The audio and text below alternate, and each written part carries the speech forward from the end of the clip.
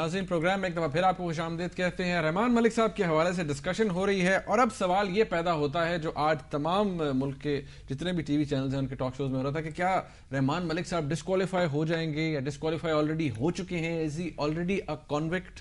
क्योंकि ये भी एक बहुत बड़ी बात है, क्योंकि 18वीं तरमीम के बाद भी कुछ इंटरेस्टिंग जो डेवलपमेंट हुई है उस हवाले से भी इसके ऊपर भी नजर दौड़ानी चाहिए। सेठी साहब, 18वीं तरमीम का टेक्स्ट गालिबन आपके सामने ये बड़ी मजेदार बात है। देखिए ना, ये मतलब है कि वो कहते हैं कि जरदारी साहब ने कच्चे बंटे नहीं खेले हुए, अखरोट खेले हुए। पता ना, गलियों में हम लोग जब बच्चे थे तो वो गलियों में अखरोट खेलते थे, इतने इतने बड़े अखरोट होते थे ना, वो मारते थे उनको तो वो मिस नहीं होता था। बंटे फिर मिस हो जाते थे, कभी लगता था कभी नहीं लगता था। तो जरदारी साहब ने कच्चे बंटे नहीं खेले हुए। ये जो 18th अमेंडमेंट है ना, इसमें ऐसी ऐसी नई नई चीज़ें आ गई हैं जो कि उस वक्त किसी को समझ ही नहीं आई कि इसकी अहमियत क्या है। अब जाके समझ आ रही है और उससे क्या होगा, प्रेसिडेंट भी प्रोटेक्शन मिल रही है और रहमान मलिक साहब को भी प्रोटेक्शन मिल रही है। अच्छा। और मैं आपको गालिबन उसकी बड़ी दिलचस्प उसके सेक्शंस हैं ये 18th कॉन्स्टिट्यूशनल अमेंडमेंट में, क्योंकि अब वो एप्लीकेबल है नेचुरली। पहले ये था कि अगर आप कन्विक्टेड हैं किसी चीज से, माफी हो भी गई, कन्विक्टेड है, तो आप जो है वो आप पार्लियामेंट का हिस्सा नहीं बन सकते। इसीलिए नवाज शरीफ साहब ने 18th अमेंडमेंट की पास होने से पहले वो अदालत से जाके उन्होंने हाई कोर्ट से अपनी कन्विक्शन खत्म करवाई। पार्डन को इररिलेवेंट था, उन्होंने कहा जी कन्विक्शन ही गलत थी जो टेररिज्म सेट असाइड करवाई so that he can be eligible. अब यहां तो कन्विक्शन तो हो गई, पार्डन तो हो गया, ये किस चीज पे हुआ कि फॉर बीइंग एब्सेंट। अभी दूसरी कन्विक्शन होनी है। अब अगर हो भी जाती है तो ये कहना कि अगर कन्विक्शन हो गई तो अब वो सेनेट में से ही लूज हिज सीट।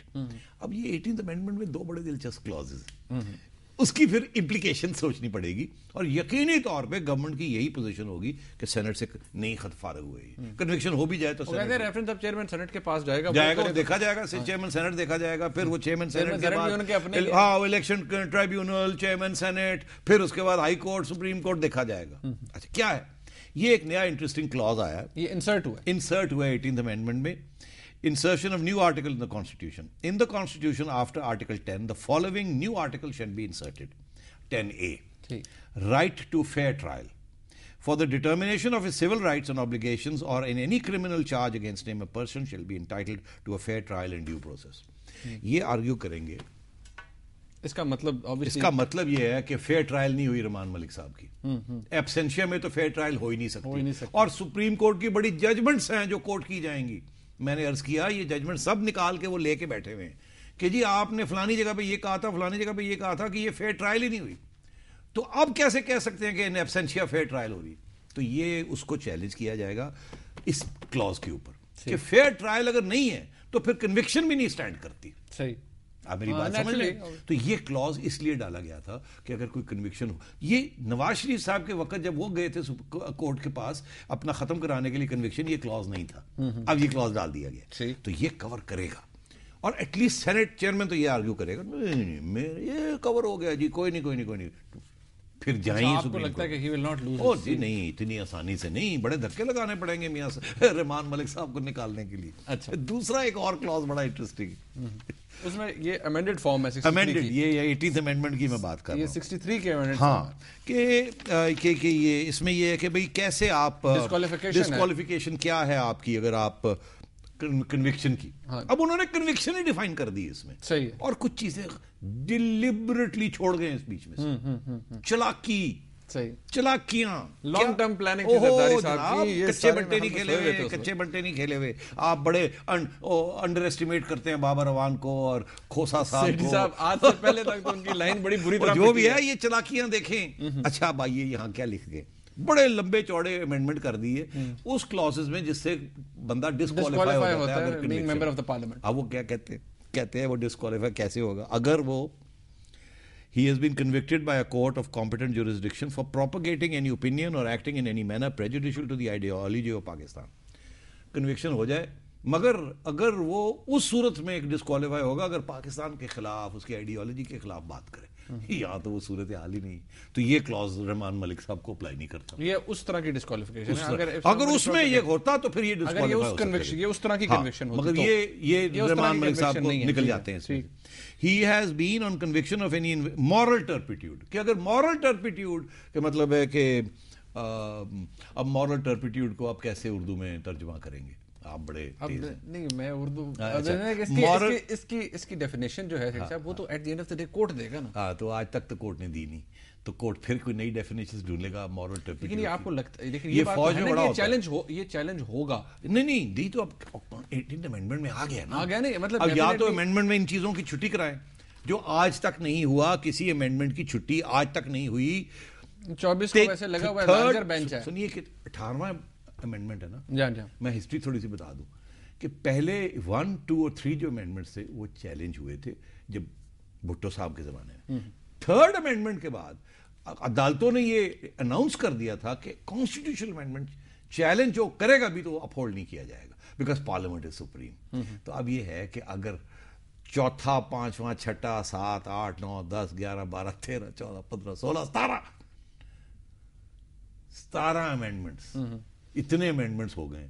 वो पोजीशन लीगल ये थी कि ये चैलेंज नहीं हो सकते।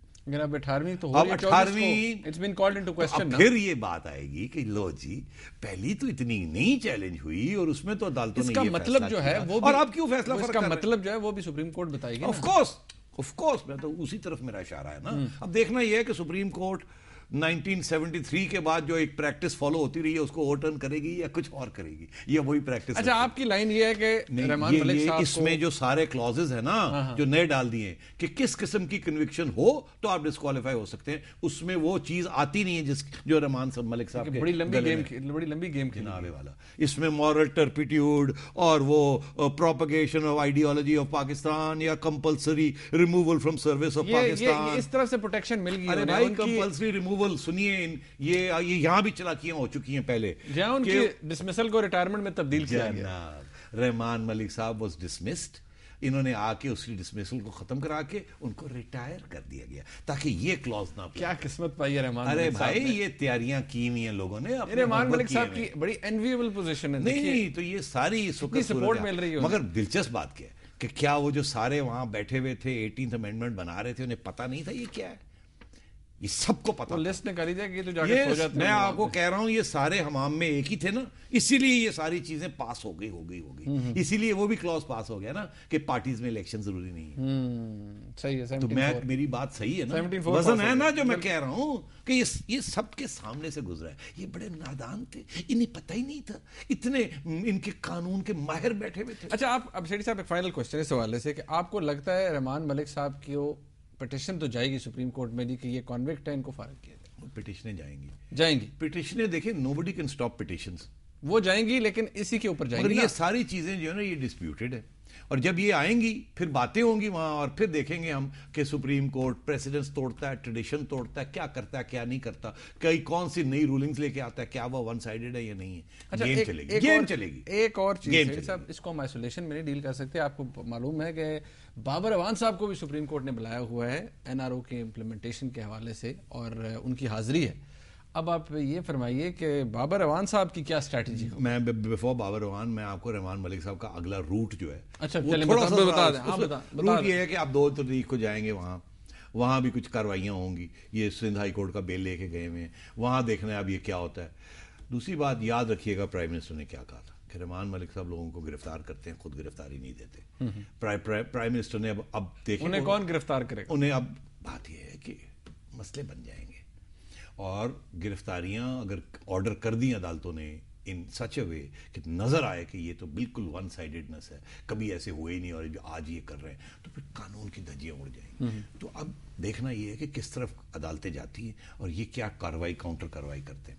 यहां कन्विक्शन हो भी जाती है ना इस कोर्ट में, नैब कोर्ट में, वहां बहुत से लीगल छोटी छोटी बड़ी बड़ी मजे की चीजें हैं। अब मैं कानून में नहीं जाना चाहता क्योंकि कानूनी चीजें हैं, वो साइन नहीं हुए हुए, फलाना नहीं हुआ हुआ, ढिंगड़ा नहीं हुआ हुआ, वो टेक्निकल बड़े ऑब्जेक्शंस आ जाएंगे, क्योंकि आमतौर पे जब कानून की बात होती है तो टेक्निकल रीजंस के ऊपर भी चीजें फारग हो जाती है। वो मेरिट नहीं देखते, टेक्निकल चीज देखते हैं, ये आपने सही किया नहीं किया, मेरिट को छोड़ो, आपने मर्डर भी किया हो तो आप टेक्निकल ग्राउंड्स पर रिलीज हो जाते हैं। यहाँ वो भी सारी चीजें आनी, फिर समझे कन्विक्शन हो जाते कि जी 5 तोले चोरी किया था, ठीक है, हो गई, मान लेते, चलो जी हो गई। उसकी फिर अपील्स है, नैब कोर्ट है, फिर वापस हाई कोर्ट है, फिर वापस हाई कोर्ट, फिर सुप्रीम कोर्ट। आप बात लंबा चक्कर, खाते खुले हुए हैं अभी ये कश्मकश चल रही है। ये कल कोई गिरफ्तार और कोई फारग नहीं होने वाला सेनेट से, और ये खुश फहमियां हैं।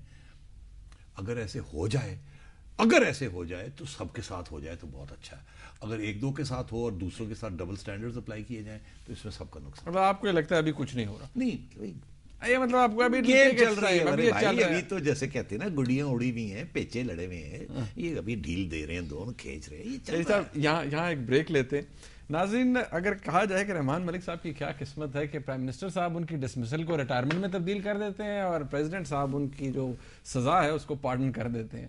यहाँ पर एक ब्रेक लेते हैं, हमारे साथ रहिएगा।